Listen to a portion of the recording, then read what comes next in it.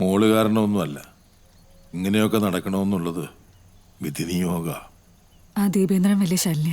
എന്നോട് ആരടുപ്പം കാണിച്ചാലും അവരെയൊക്കെ ഉപദ്രവിക്കും. നീ അത് വിട്. അവനെ പോലെയുള്ള ഊച്ചാളികളെ ഒതുക്കാൻ അതിനുള്ള സുഹൃത്ത് ബലം എനിക്ക് ഇപ്പോഴും ഉണ്ട്. അല്ല ചാ, ഈ ദീപേന്ദ്രൻ എന്ന് പറയുന്നത് ഒരു ബോൺ ക്രിമിനലാണ്. നീ മഹാദേവൻ എന്ന് കേട്ടിട്ടുണ്ടോ?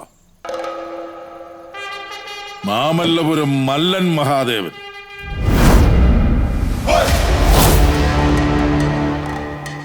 പഴയ ചങ്ങാതിയ. അവൻ ചൂണ്ടുവിരൽ പിണച്ചൊന്നു പടുതാൽ എത്ര ശക്തന്റെയും സകല നാഡീ ഞരമ്പുകളും തളർന്നു കിടക്കും. അവൻ വരും.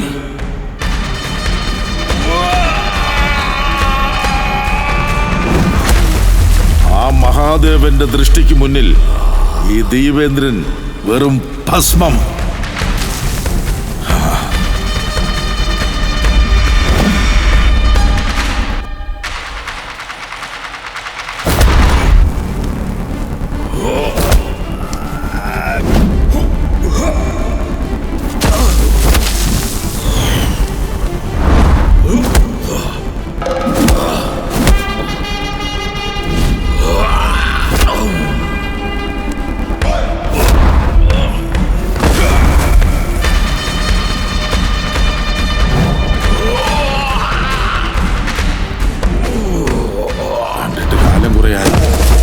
എങ്കിലും ഞാനൊന്ന് വിളിച്ചാൽ ഓടി വരും എന്നെനിക്ക് ഉറപ്പാ.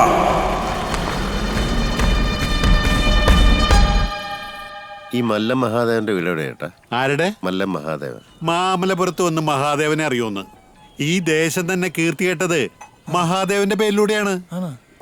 മഹാദേവൻ ഗോതയിൽ ഇറങ്ങിയാൽ എതിരെ നിൽക്കുന്നവന്റെ മുട്ടൊന്ന് വിറയ്ക്കും. ആ മല്ലുയുദ്ധം ഒന്ന് കാണേണ്ടത് തന്നെയാണ്.